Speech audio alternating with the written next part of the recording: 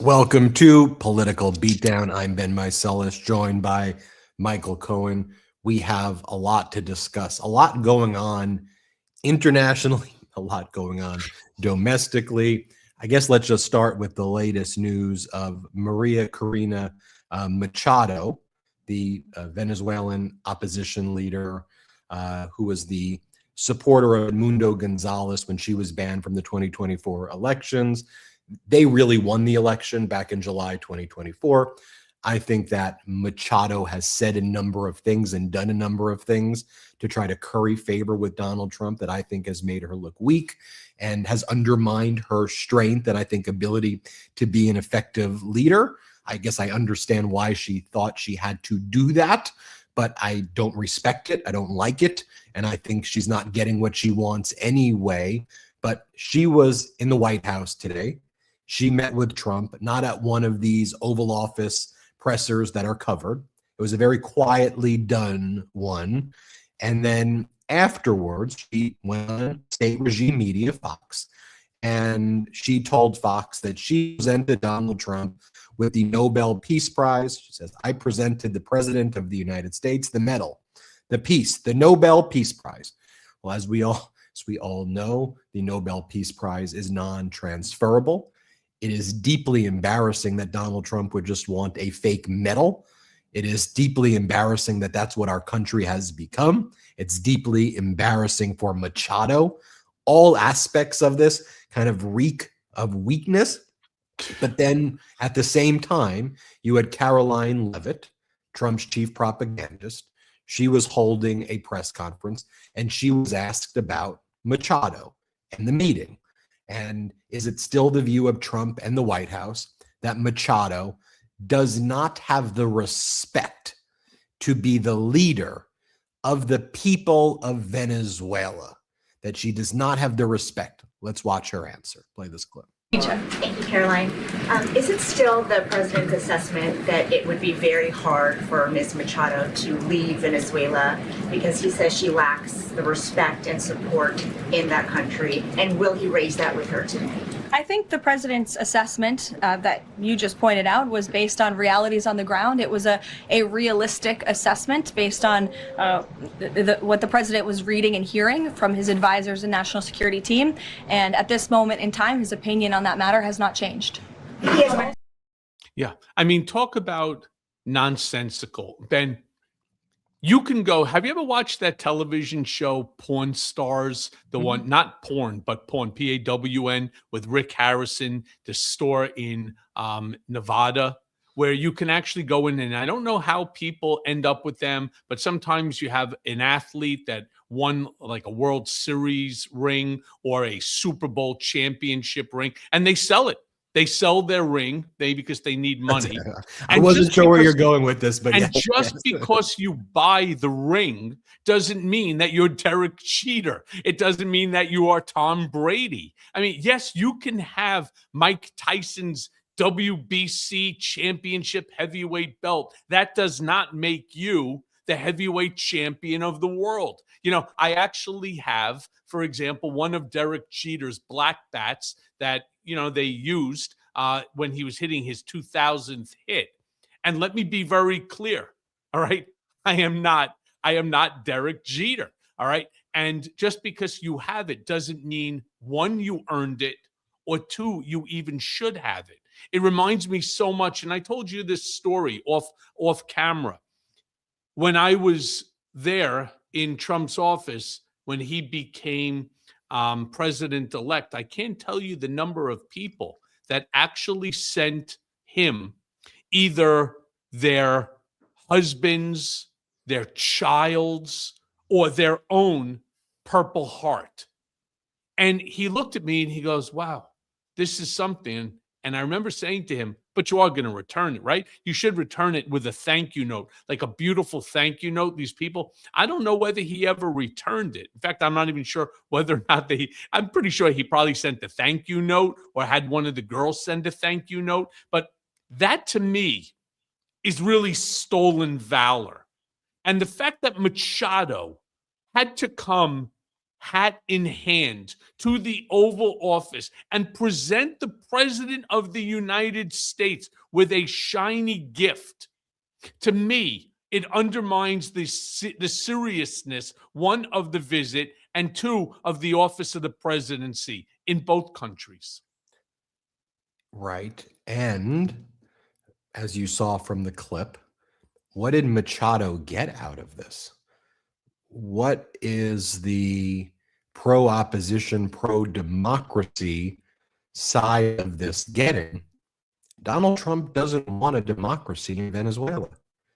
Donald Trump wants his puppet in Venezuela, and he believes that right now that's Delcy Rodriguez.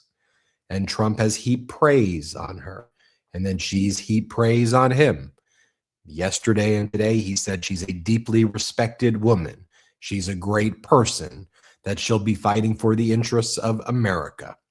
She's someone who rose through the ranks of Venezuelan intelligence, and I think her father and family members were deeply entrenched in that as well, Right. which is really linked to the KGB and to Chinese intelligence services, Russian intelligence services. And she, many people describe, was really like Maduro's Stephen Miller, that she and Diosdado Cabello were the real people behind the scenes, and Maduro was the dancer, right?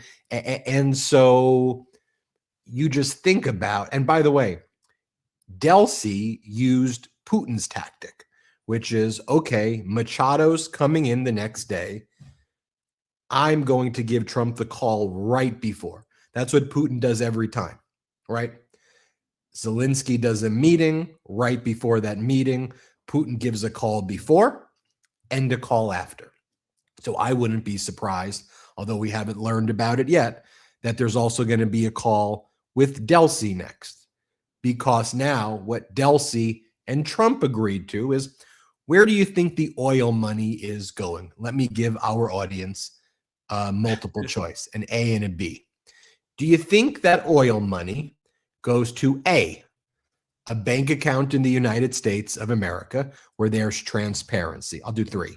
B. Hold on. Did you say A? A. No, not A. Next. B, the Treasury Department, where congressional oversight can determine. C, a shady bank account in Qatar. Bing, bing, bing, bing, bing. That's where the money's going, to some shady bank account in Qatar. Semaphore was the first to report on it. And so that money doesn't go to the United States Treasury. That money then is not going to the U.S. taxpayers. That money's going to a Qatar bank account. The people who bought Donald Trump the 747 jet, the people who do business with Donald Trump and Jared Kushner, who are a major part of Kushner's fund. Who manages that money? Is Kushner going to be a money manager of the fund? Will it go into a sovereign wealth fund that then you earn a commission on, the 220 deal or a more lucrative deal?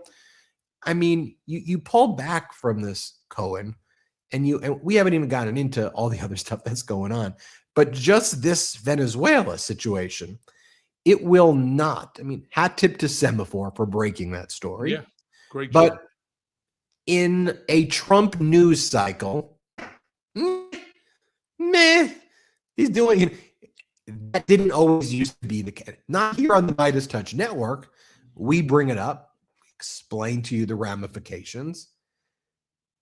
But how anybody is okay with that, if you're a Democrat, Republican, or independent. So it's not just this oil money that is somehow finding its way to these overseas bank accounts, whether it's a Qatari account, whether it is a Guernsey or a Jersey account, right, in Europe. Nobody actually knows. But here's the funny thing, because Trump, for whatever the reason may be, he actually advertises how much money. Ben, How much money did he claim is sitting right now on the tariff shelves as a direct result of his incredible, incredible decisions on tariffing the entire world? How much money did he say is sitting on that tariff shelf Well, right now? it depends what day it is. But on a Monday, it's 18 trillion. On a Tuesday, it's 21 trillion. On a Wednesday, it's 27 to 28 trillion. It's one of those. Then some days you get, well, those are commitments. Some days you hear the hundreds of billions, but generally the number is 21 to 24 trillion. Okay.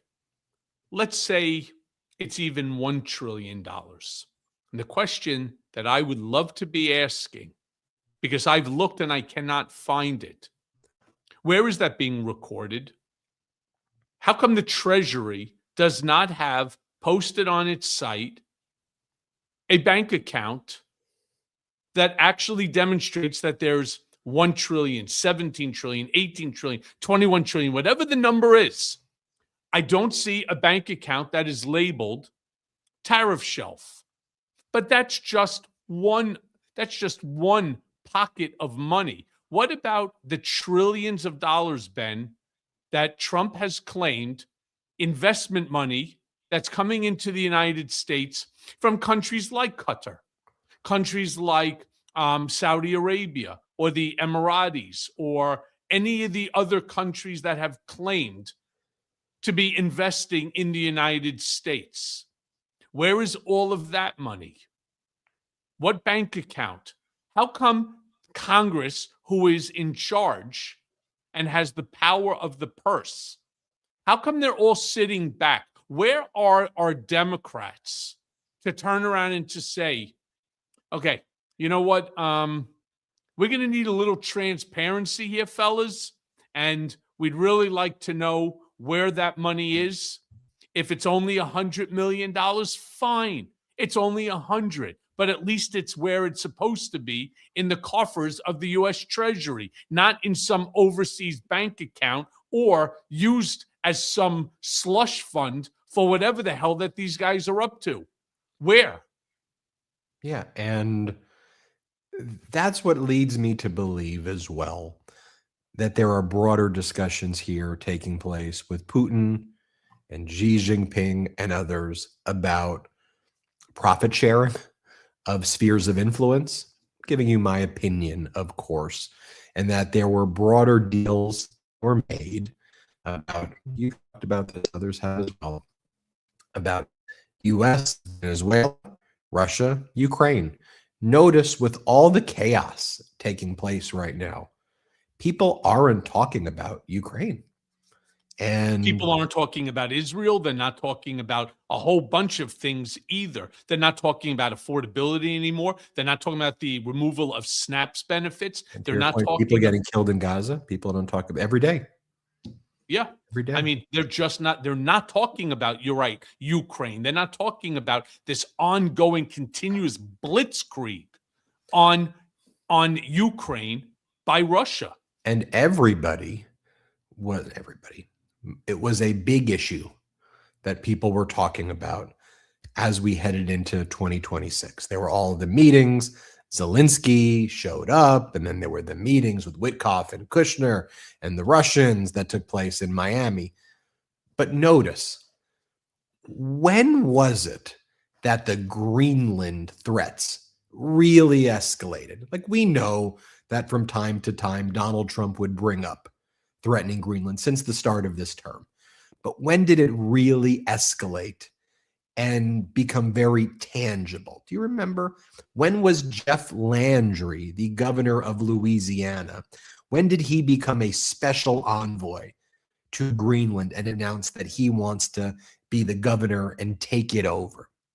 It was exactly when Witkoff and Kushner met with the Russian special envoys in Miami. They met there in a Miami hotel right there on the beach together. And the next day, Landry says, I'm the special envoy to Greenland. Now, going back to Trump term 1, in late 2019, and I just interviewed Democratic Congress member Auchincloss about this. one of the tactics that Russia was trying to make NATO be afraid about was actually Greenland. And it was intercepted that part of Russia intelligence planning was to encourage through bots and other disinfo that the US wanted Greenland. And it wasn't a huge story at the time, but it was something that NATO uncovered that plan, that was part of it. Yeah. And so you put this kind of all together. I mean, it makes zero sense for Trump to say, we need to take over Greenland because otherwise Russia or China will. Yeah.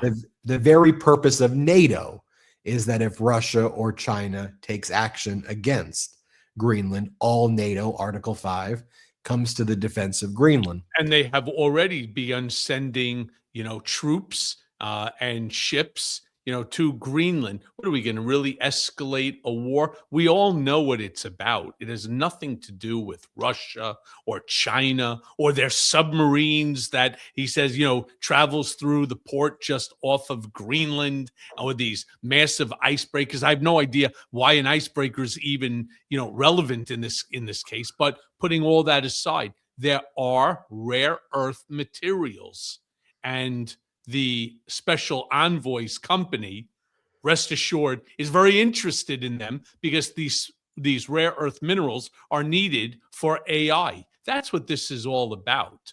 And when you have 57,000 people living in Greenland, how hard is it for somebody like Trump to turn around and to say, well, we're just going to invade you and we're going to take now. You could either sell us the country or we just take it by force. Well, that's great.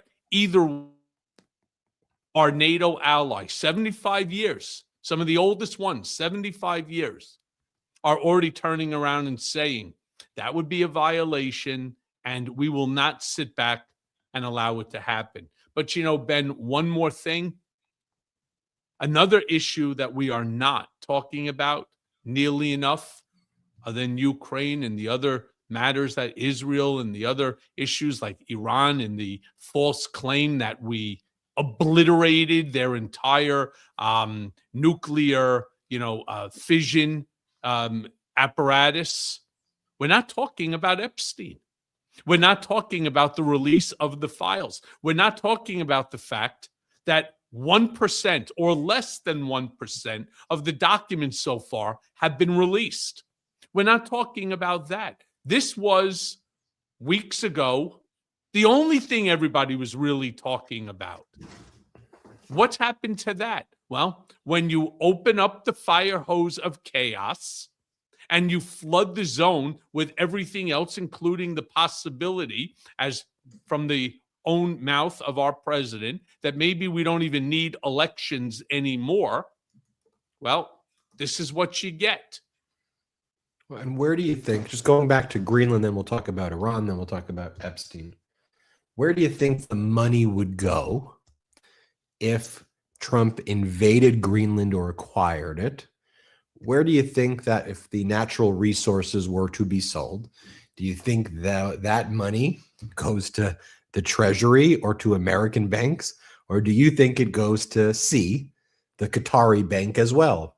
And do you think that Trump creates his own sovereign wealth fund, basically, using the Qatari bank as the repository of all of this money that will now get diverted away from the American people, away from the American taxpayers to a Qatar bank account? I fundamentally, not as a Democrat, not as a liberal or a progressive, like just as a human, like I when I cover these issues, I try to see them and try to understand perspectives. Like I try to put myself in Maria Corina Machado's position and say, if I was this opposition leader and all of this was happening, can I at least understand why she's being so desperate? I try. But when I think about this idea of like, okay, the money goes to Qatar, Goes in a Qatari bank Look, account. she's not. I don't blame Machado, by the way, for coming and giving up her Nobel Prize. She's listed as a Nobel winner.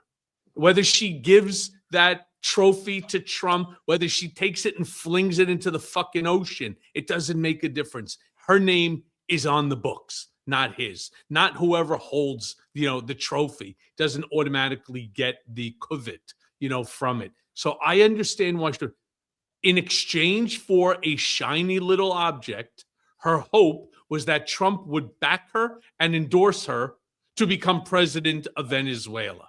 So think about it. Would you not give up a shiny object to be the president of the country, right? That without his help, there's probably a very small chance that she would make it. But with his help, maybe it's a 50-50. So I get what she's doing. She's playing the odds, Ben. I guess That's the all she's question doing. is, though, like whether you were MAGA Mike Johnson, Oh, please. right, or whether you were McCarthy or one of these people, why would you want to be in a position of power if you actually don't have any power at all? Here, Jeremy, put the camera on me. It's weird that I'm looking at Michael. I'm talking about. Yeah, it is. Jeremy, come on. As much as I enjoy looking at Michael, I think the audience. So at some point, and I have no interest in becoming a billionaire. Like that just never appealed. The idea of having billions of dollars, like, is not something I ever dream about being like a billionaire. It just doesn't, whatever. But let's just assume you have what people refer to as, excuse my cursing because I don't like to curse, fuck you money. That's how people, I'm a billionaire, I've got fuck you money. Why would you want to have to then beg someone like Donald Trump every single day to do anything? What's the point of, because you need to have just the more billions? And so when I go to someone like a Machado, and I'm going to show a clip of her from moments ago. So Jeremy, we can get ready for that one.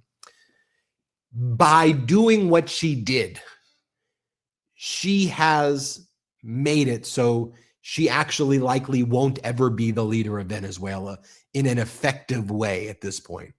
Because to me, the degree of weakness that she's showing is something that is irreparable. And, in the span of history, there will be other administrations, there will be other times.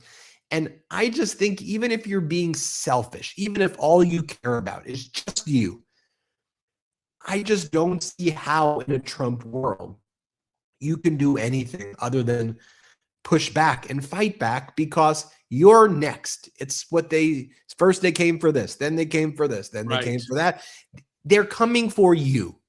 They're coming for you, whether it's today, tomorrow, or next year, or 5 years. 5 years. Yeah, things are really in a weird place right now when you have a scenario that you have someone who allegedly won the election who is not inaugurated for that position, and she knows that there's a very small chance that she is going to be able to take that position because Venezuela is a dictatorship, all right? And plain and simple.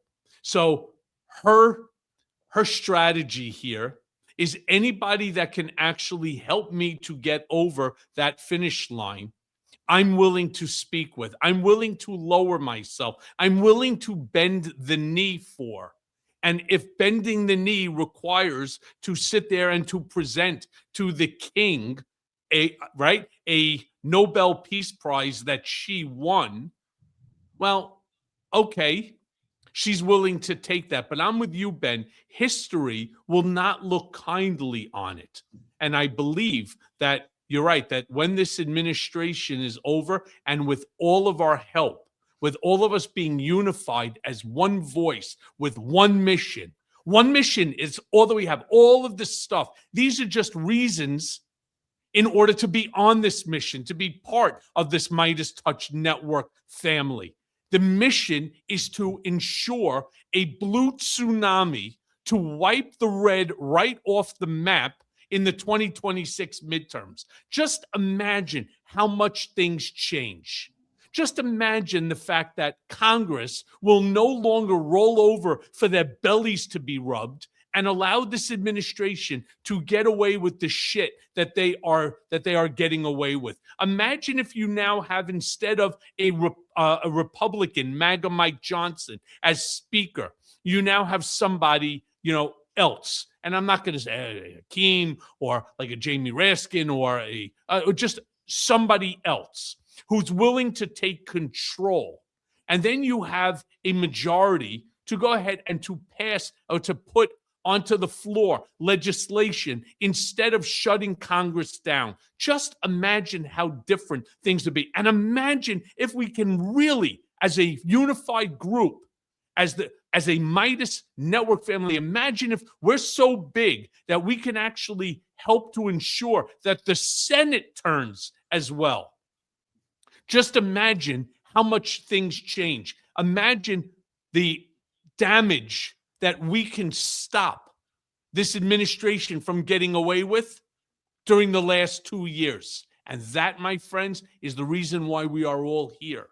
All of the other stuff, all of the other investigations, all of the other, visits by presidents and prime ministers to the country, and the things that like Tim Cook handing Trump a 5-pound gold bar right in front of our eyes on television. It's all side noise. Our mission is the House and the Senate. Our mission is, for God's sakes, to make sure that we end up not just winning the midterms, but that we crush it. Yeah, and I say it differently than you from a network perspective, which is the reality is I want to win back the hearts and minds and win back a base. And this is where I get a little bit, all right, Ben, stop being all philosophical and but like, yeah, Ben, stop being all philosophical. I don't really, of course, I prefer the party that wins, that supports democracy, no matter where that would be. But I think one of the things that we've done as a society, and Trump's done this to the society, and corporate news has done it to society, is, we say smash the like button. That's a good thing, smash the like button. They've smashed the moral compass. And everything, and I think in an information age, is so rapid and so fast and so like we don't discuss morality and being good people and trying to be good people and good versus evil and doing our best to uplift people. Like, and you and I did this on the last episode, and so I won't do the same speech I gave last time. But when I see our government terrorizing communities like Minneapolis and St. Paul, or what we're seeing in Los Angeles and Chicago and across the country, and I just think about this idea that there can be a hardworking person on a roof, oftentimes in some of these wealthy neighborhoods, earning a living, who's been here for a while, putting the roof together, and to have these ICE agents show up. Sometimes in red states, they commandeer the fire department because they work together in a lot of red states. Show up, pull people who are putting the roofing on, throw them into cars, and then put them into cages in the United States. Or a minor, literally stopped on the street, a minor. I know. The Nobel Prize Committee just came out with a statement rebuking Donald Trump for basically stealing the medal. I want to talk about that. Let's take our first quick break of the show. A reminder, subscribe to the Mea Culpa audio podcast. That's Michael Cohen's audio podcast. Subscribe to Michael Cohen's Substack. He does a great Substack. Cohen's a great writer. Subscribe to his YouTube channel at The Michael Cohen Show. Subscribe there. And if you want to, you can subscribe to our channel as well. Let's take our first. Everybody's going to subscribe to Midas Touch. Yeah, look how humble Ben is. first and only break of the show. The best. I've spent a lot of time and money pretending that I have a green thumb. Spoiler alert, I don't. My yard, well, let's just say it looks like a reality show called Plants I've Murdered. And enter fast-growing trees, the people who actually know what they're doing. Over 1,600 trees and plants, all grown in the U.S., shipped straight to your door, alive, thriving, and ready to make your yard look like, well, you have your life together, even if you don't. Fruit trees, flowering trees, privacy trees, shrubs, they've got it all. No crowded nurseries, no muddy car, no realizing the store ran out of the one tree that you wanted again. Every plant is inspected with a 14-point quality checklist. That's right, 14 points. I mean, these plants are basically going to college before they get to your yard. And if you need help, real plant experts are on call to explain soil, placement, and care, because apparently there's more to growing plants than just sticking them in the dirt. Who knew? And now, the part that actually matters, this season, Fast Growing Trees has up to 50% off. And listeners, well, they get an extra 20% off when you use code BEAT at checkout. I mean, that's 20% off your purchase at fastgrowingtrees.com, code BEAT. Limited time, no excuses. So go right now to fastgrowingtrees.com. That's fastgrowingtrees.com. Use code BEAT and get your yard in shape before your neighbors start whispering about your sad little shrubs. Watch your yard go from oops to oh wow. And yes, for once, you can look like you have your life and your landscaping together. Go now. Do you find yourself being sluggish throughout the day and you just need something quick and convenient without the use of nicotine? That's why I started using Ultra Pouches, and truth, I'm obsessed. Ultra Pouches are completely nicotine-free, caffeine-free, and packed with nootropics that are designed for mental clarity and enhanced focus. Ultra Pouches provide the same kick as a nicotine patch without the side effects. You know, the buzz, the addiction, the crash, the jitters, the vasoconstriction, or the gun rot. I mean, most pouches elevate cortisol, raise blood pressure, and they keep your body in a constant stressed state. Ultra Pouches let you keep your pouches, but with a cleaner kick.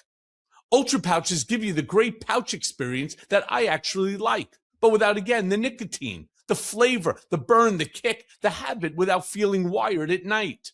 90% of users saw significant improvement in their overall focus levels. They were calm, steady flow state focus with enhanced memory, smooth energy, mood balance, all of it, remember, with zero nicotine and natural nootropics. These are also trusted by top athletes, entrepreneurs, and engineers around the world. Ultra, it's the ultimate guilt-free pouch, delivering instant focus and mental clarity, again, without nicotine or caffeine. And new customers, you can use code Cohen to get 15% off at takeultra.com. That's takeultra, TAKEULTRA.com for 15% off using code Cohen. And after you purchase, they're going to ask you where you heard about them. So please support the show and tell them that we sent you. Welcome back. Great ad read. Let's talk about what the Nobel Peace Center just wrote. They said the Nobel Peace Prize medal, it measures 6.6 centimeters in diameter, weighs 196 grams, and is struck in gold. On its face, a portrait of Alfred Nobel, and on its reverse, 3 naked men holding around each other's shoulders as a sign of brotherhood, a design unchanged for 120 years. Did you know that some Nobel Peace Prize medals have been passed on after the award was given? A well-known case is Dmitry Muratov's medal, which was auctioned off for over $100 million US dollars to support refugees from the war in Ukraine. And the medal displayed at the Nobel Peace Center is actually on loan and originally belonged to Christian Lou Lang, Norway's first Peace Prize laureate. But one truth remains, as the Norwegian Nobel Committee states, once the Nobel Prize is announced, it cannot be revoked, shared, or transferred to others. The decision is final and stands for all time. A medal can change owners, but the title of a Nobel Peace Prize laureate cannot. With that said, let me show you the clip of Maria Corina Machado when she was asked by the press if you gave your Nobel Peace Prize to Donald Trump. Here, play this clip. Maria, did you offer to President Trump your Nobel Peace Prize? I presented the President of the United States the medal of the Nobel Peace Prize, and I told him this. Listen to this. 200 years ago, General Lafayette gave Simón Bolívar a medal with George Washington's face on it. Bolívar since then kept that medal for the rest of his life. Actually, when you see his portraits, you can see the medal there. And it was given by General Lafayette as a sign of the brotherhood between the United States, people of the United States and the people of Venezuela in the fight for freedom against tyranny. And 200 years in history, the people of Bolivar are giving back to the heir of Washington a medal, in this case a medal of the Nobel Peace Prize, as a recognition for his unique commitment with our freedom. You know, the way I see it, Donald Trump having that Nobel Prize is about as valuable as the FIFA Peace Award that was handed to him. I mean, I don't know if you get a chance, and a lot of people scroll on social media. I don't know, Ben, if you've ever seen any of them, but people started putting out some of the funniest freaking memes I have ever seen about different awards that they were going to give to him. You know, it's interesting because, as I said before, just because you have, for example, a World Series ring doesn't make you Derek Jeter, right? I mean, you know, it basically makes you the holder of a ring, right? To me, while I covet, you know, those rings, the World Series and Super Bowl rings and so on, what's the value of that ring if you're not the one who actually earned it, right? It's like assuming that you're, you know, into martial arts and you walk into a store, a martial arts store, and you buy a black belt. Does that make you a black belt? You could wrap it around your gi. You could turn around and you could walk the streets with it, right? Trying to be badass and all. But the first person that turns around and ends up engaging you in an altercation, you're basically clueless on how to defend yourself. It's the same thing here. So good for the Nobel Committee for putting that out to make it perfectly crystal clear that having that prize, that Nobel Prize, does not make you a Nobel Prize winner. Good for them. You know, it's, again, when I go back to what I said before, Democrat, Republican, Independent, this is deeply deranged behavior by Trump, by Machado, by all of these people. And I've described it before as like a zombie movie. You know, you get bit by the zombie, you become a zombie. And there have been so many people in our country, you know, that have been bit by this zombie, you know, MAGA zombie, whatever you want to call it. And I'm, you know, of course, being, you know, a little funny with the words here about zombie. I don't really mean real zombies, okay? but to become this, I don't know what this is. I don't know how to describe it. It's not normal behavior about how adults and leaders interact. You won a fake Nobel Peace Prize that you didn't earn, and then the opposition leader in exile is giving you her fake medal. Why is she giving you her fake medal while you're praising the authoritarian that's currently in Venezuela right now and running the country and cementing her leadership, Delcy Rodriguez, you know? And then you look at, like, you see what we reported on what was going on in Mar-a-Lago. You saw the furry party taking place. Oh yeah. They've got this furry party. And this is why the Midas Touch Network, we report on it all. We report on what's going on in Minneapolis and St. Paul. We've got a DC bureau. We've got people monitoring what's taking place. I mean, they did like this furry party, where they're out there dancing in their dog outfits. And this is real. This isn't AI. And I just think to myself, Cohen, about the American people right now who are suffering.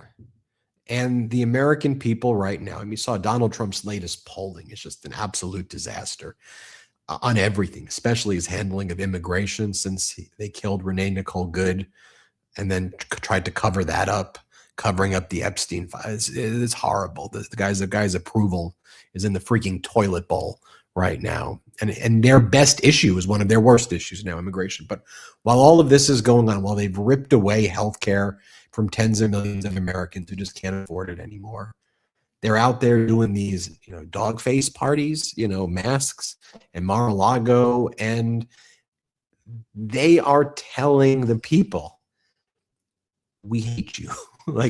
And let me just say to you that it's not a furry party that they had.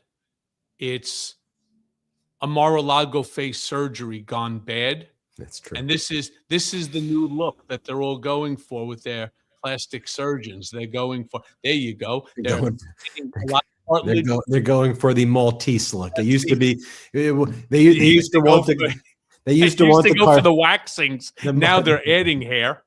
They used to want the Mar-a-Lago Kardashian look that then evolved into looking like a cat. But now they're going more Maltese. Exactly. Amen to that. This is what happens when you get Mar-a-Lago face, right? You end up, looking, as you said, canine. I'll show you what's going on state regime media right now. 3 things I want to show you. So if you're watching on Fox, like what information are you getting right now? Well, they have Riley Gaines, who's now like one of their main hosts, who's in the White House today, and she's reporting on Dr. Oz. Dr. Oz said that Donald Trump has the best testosterone of anyone over the age of 70. Here, play this clip. We got it, Jeremy. I saw this morning, actually, it was Dr. Oz who said that President Trump has the highest testosterone level of any man over 70 that he's ever seen. So you compare... He knows that? He actually went on to say, President Trump's going to be really thrilled that I said that. But you compare President Trump to someone, any of the Democratic male leaders, someone like Tim Walz, if you will, Mr. Jazz Hands.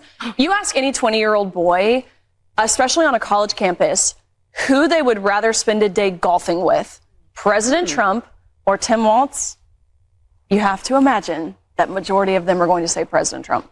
Talk to me about the million. Because Trump, I saw to be funny. Tim Walz, he's a serious politician. So, yeah, you could want to play a round of golf. You would want to have a beer. I'd rather have I've never had a beer in my life, but if I was going to drink, I'd rather have a drink with Gavin Newsom. I never had a beer in my life. The implication there, let's be clear, they're calling Walz gay, right? That's what they're saying. Yes. When they say he's got his jazz hands, that's what they're trying to say. Okay, let's be clear. Donald Trump's VP, J.D. Vance, for his early life, said that he was a gay man. Like throughout middle school and high school, J.D. Vance said he was gay. And then J.D. Vance, when he changed his name and he changed his personality, by the way, it's great if you're gay. Don't persecute other people for being gay or from another community or being, okay? Let's live together in one love and shared humanity. But Trump's the crazy Trump's thing VP with a different identity said that he was gay throughout high school. Then he had conversion therapy. Yeah, well, the conversion therapy is where they beat the living piss out of him, which is wonderful.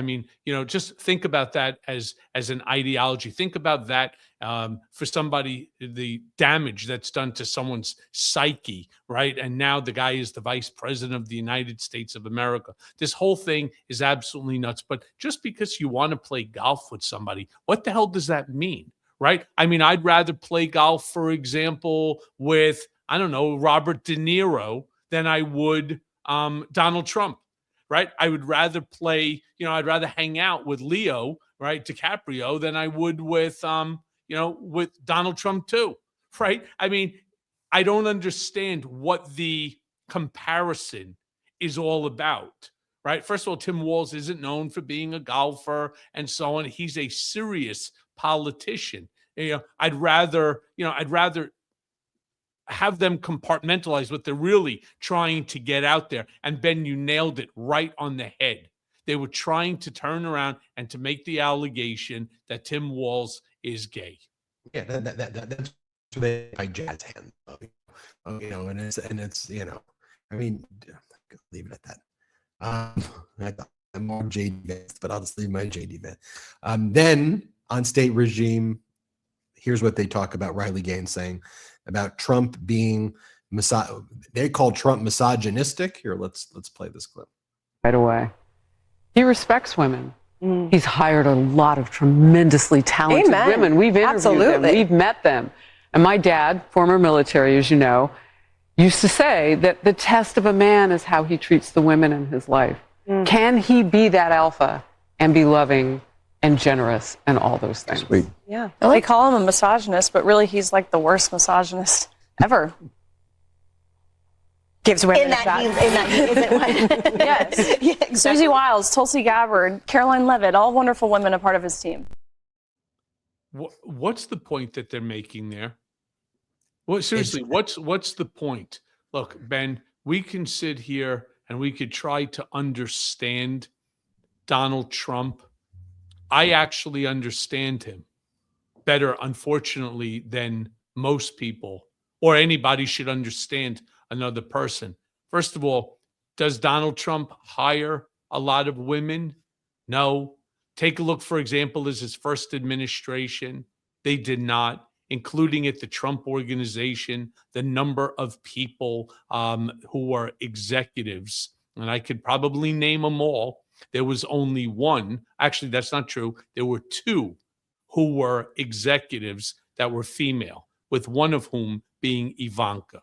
So, look, I'm not saying he's misogynist. I'm not saying he's sexist and so on. That I leave for everybody else to take a look at the numbers themselves and make their own determination. But I'm still unsure what the hell the point is that they're saying. It's almost like Fox has to fill up airtime with stupidity, and the stupidity is merely blowing smoke up Trump's ass. It's fawning over him over everything.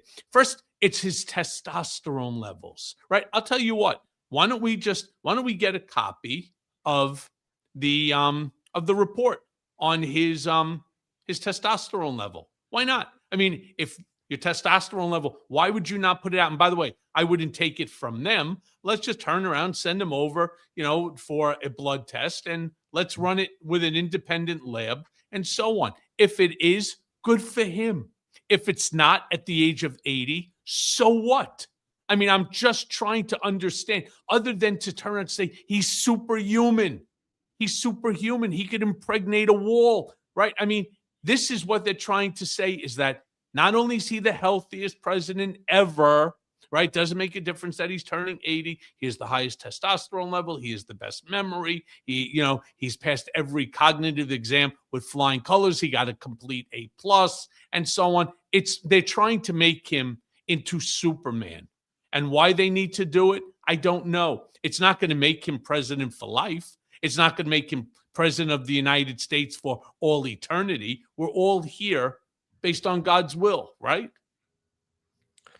Michael Cohen, who's that two-finger salute to? I have to say, there's so many people who deserve it. But once again, I have to give the two-finger salute to Kristi Noem. The fact that she can't even come out, and that Jake Tapper interview, it really got to me. The fact that she can't come out and say something as simple as, we're going to do an investigation into the death of Renee Nicole Good, and we must every single day say her name. We cannot allow her to become yesterday's news, like so many other issues have become yesterday's news, because tomorrow it will be somebody else, like the Venezuelan guy today who was shot in the leg. Enough is enough. We need to take our cities back. We need to make sure that this militarization of our cities, the occupation of our cities, has to come to an end. And so with that, I turn around and I say to Kristi Noem, fucking wake up, idiot, and fuck you.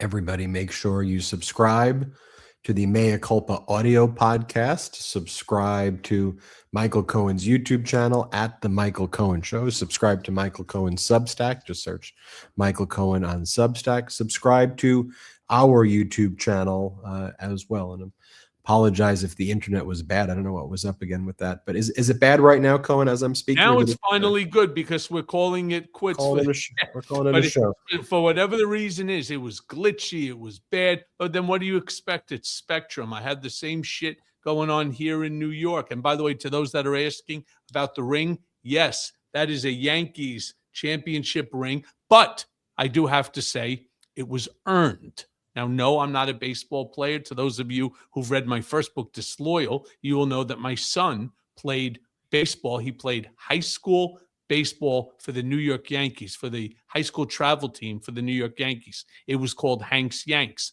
and they ended up winning. It is a duplicate of the ring. And so I wanted just to show you, I didn't earn it. It is not mine. It is my son. Just because I'm wearing it doesn't make me a starting pitcher. You're a starting pitcher in my mind, Michael. You're the best, Ben. Appreciate you, pal. Everybody, hit subscribe here. Thank you for watching. A reminder, the Brother Show starts at 8 Eastern, 5 Pacific, and we'll have continuing coverage on all the breaking news throughout the day. Shout out Midas Mighty and shout out Beatdown Brigaders.